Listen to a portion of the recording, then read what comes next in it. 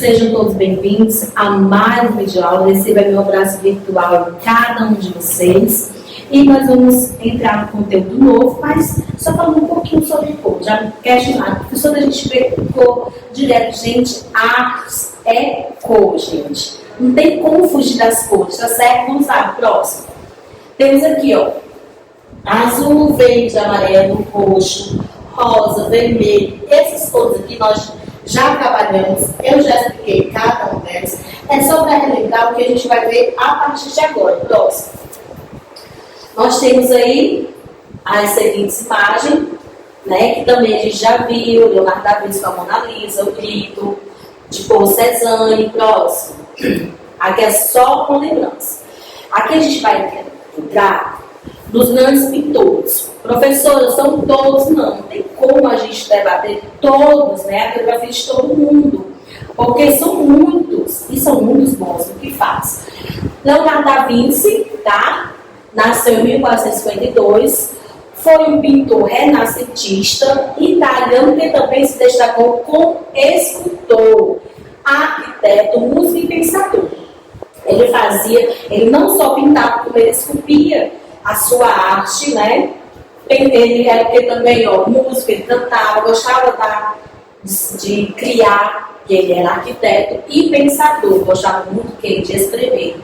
Pessoas que pensam gostam muito de debater, de escrever, de falar coisas, né? Interessante. É considerado um dos melhores pintores de todos os tempos e uma das pessoas mais brilhantes da história da humanidade. Então ele foi muito interessante, né? Muito conhecido, considerado uma das pessoas mais brilhantes da história.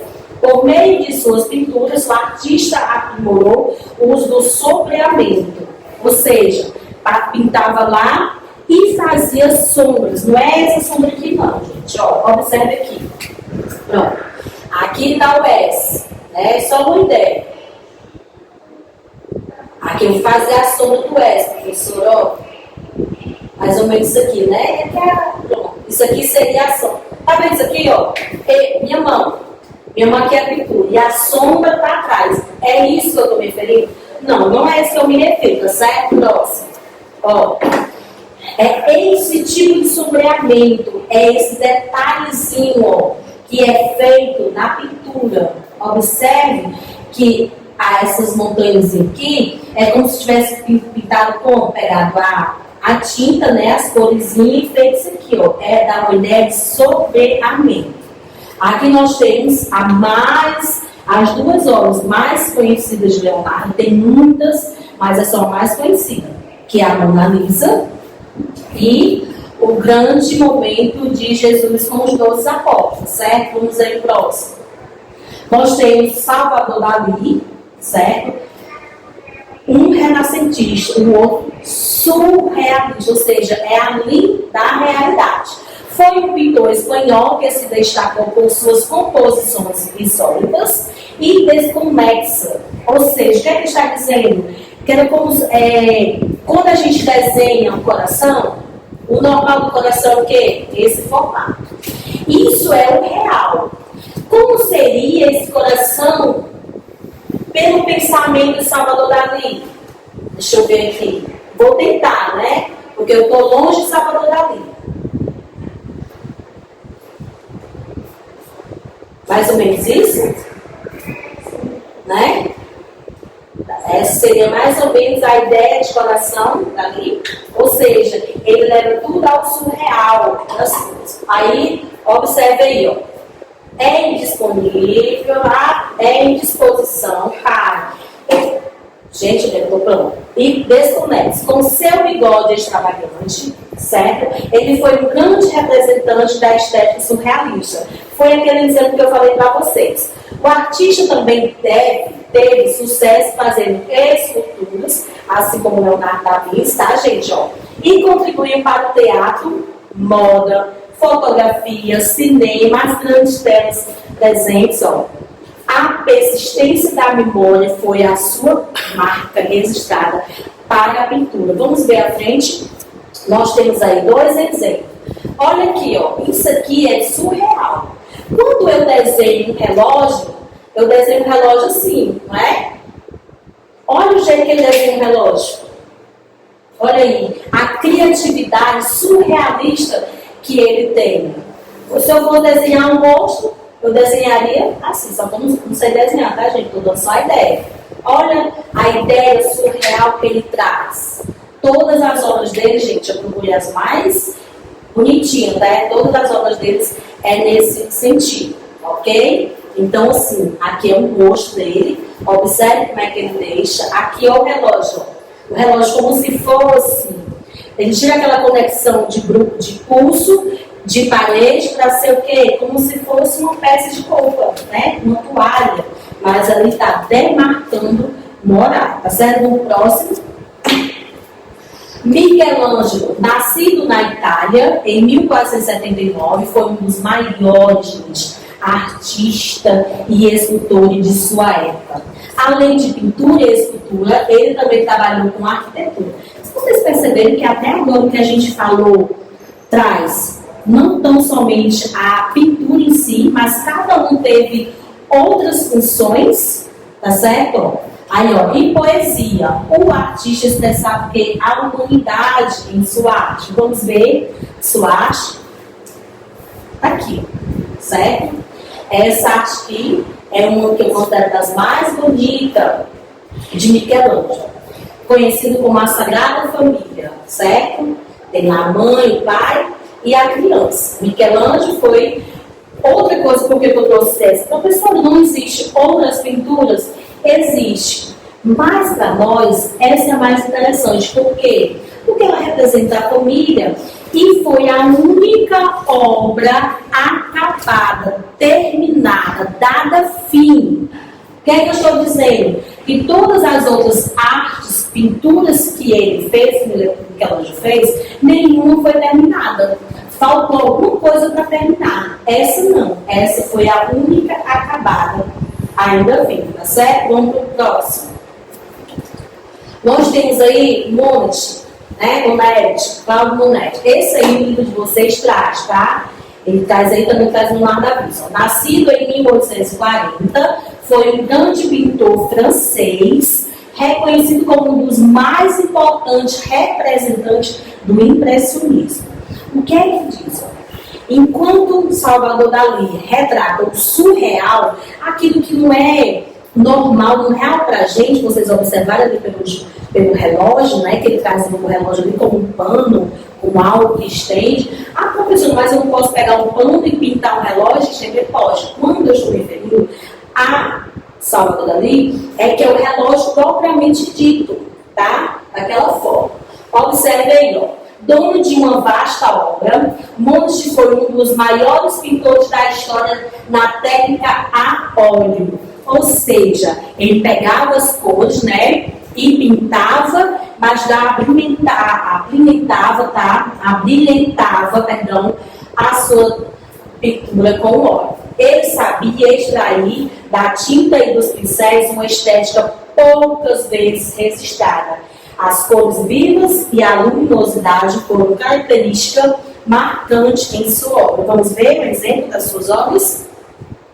Nós temos dois quadros que marcam, tá, a sua história. Tem esse, que é, né, o Sol se pondo, ó. Sol se pondo, deixa eu ver se aqui está trazendo posição nascente, né? Pronto, aqui, ó, nascente, ó. Impressão nascer do Sol pode ser apreciada no Museu Monet em Paris, ou seja, o museu recebeu o nome dele, né? Já aqui, ó, essa mulher do vestido verde, tá? É assim como é denominada. Foi com Camille, mulher do vestido verde, que Monet conquistou seu grande reconhecimento, pertencendo ao período mais adiantado por artista. Essa pintura foi eleita o quê? Um estilo realista, porque no período parece que é uma fotografia, gente, parece que foi tirada a foto dessa mulher, mas você não olha, porque vocês vão colocar de perto, vocês vão ver a saia dessa mulher. Não, isso aqui, gente, a capa que ela está usando, sobretudo que ela usa, não parece que é uma pintura, mas foi a tinta. Ele usou a tinta e suas cores, tá? Para pintar. Por isso que o tema é estilo realista. porque parece mais uma fotografia do que mesmo uma tela. Próximo, vamos ver aí, ó. Munch, Edvard Munch, foi um pintor e gravador norueguês, considerado um dos maiores representantes da corrente expressionista do século XX. Esse artista ficou conhecido por abordar temas relacionados a tragédias humanas. Vamos lá ver suas obras? Pronto. Olha aí o livro. Se eu perguntasse, tá? Vamos ser críticos, né, da arte. O que essa arte quer representar? Ele traz muito significado. Esse quadro é muito de representatividade que, de imediato, o que eu veria? Eu veria susto, sofrimento, né? Aí tem aqui, ó. Pronto, o clipe foi exposto pela primeira vez em 1903. Então, professor, esse quadro é velho, né? É velho e se mantém até hoje. Outro exemplo da pintura dele é esse, tá? De uma festa, tem um casal lá dançando, as pessoas, né? The Dance of Life foi um trabalho metafórico de Munch, né? Muito interessante. E vocês observar, acho que pelo próprio ano, pela própria característica do autor, é uma pintura que eu considero assim a nível de pintura básica, mas riquíssima, certo? Próximo.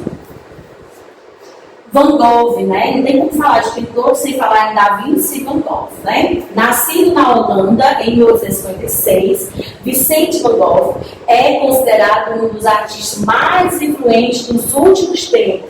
Transitando por cidades como Londres e Paris, o pintor foi fortemente influenciado por mestres do impressionismo, tá certo? Vamos lá. Olha suas obras. Essas obras, gente, são as mais conhecidas dele. Caras, viu, gente? A Noite Estrelada é considerada uma das obras-primas do artista. Observe essa aqui. Ó, Girassol também foi uma obra icônica, né? Icônica, perdão, de Van Gogh. Esse quadro foi considerado uma façanha técnico, pois foi pintado exclusivamente de amarelo. Quer, professora, eu consigo ver outras cores? Gente, só tem amarelo aqui, viu, gente? Professora, não, professora, eu vejo verde. Gente, só tem amarelo. Lembre, só tem amarelo. Ele só pintou isso aqui com amarelo. Por isso que o tornou famoso. Como é? Porque quando eu olho, eu vejo verde, eu vejo vermelho, eu vejo preto, mas os grandes estudiosos dizem que aqui só tem amarelo, tá certo? Então, se o pintor pintou só com amarelo, é amarelo. Quem vai discutir aqui com o pintor, né? Vamos à frente. Nós temos Portinari. Epa, chegamos no Brasil, professora, chegamos, tá? Portinari, tá certo, gente? É nosso. Vamos lá. Considerado um dos maiores artistas brasileiros do século XX, por meio de suas obras, ele retratava com muita emoção a cultura de sua infância e as questões sociais do Brasil. Vamos lá ver? Nós temos aí o Mestiço, que é o quadro mais famoso de Portinari. Então, para onde a gente andar, se a gente tem que falar em Portinari, a gente pensa nessa foto, porque é o mais conhecido pelo mundo, tá? E o que deixou ele também muito famoso, né? Porque se o quadro que é mais famoso é porque ele tornou-se bastante conhecido, que é a pintura dele. Observe que essa pintura também é bem impressionante, né, gente? Se eu olhar assim de uma certa forma de lado, como crítica, eu posso dizer que foi uma foto dele, né? Já o detalhe de trás, a gente vai observar que foi o quê? Foi pintura. Mas se eu observar só o homem distante, eu digo que é uma fotografia.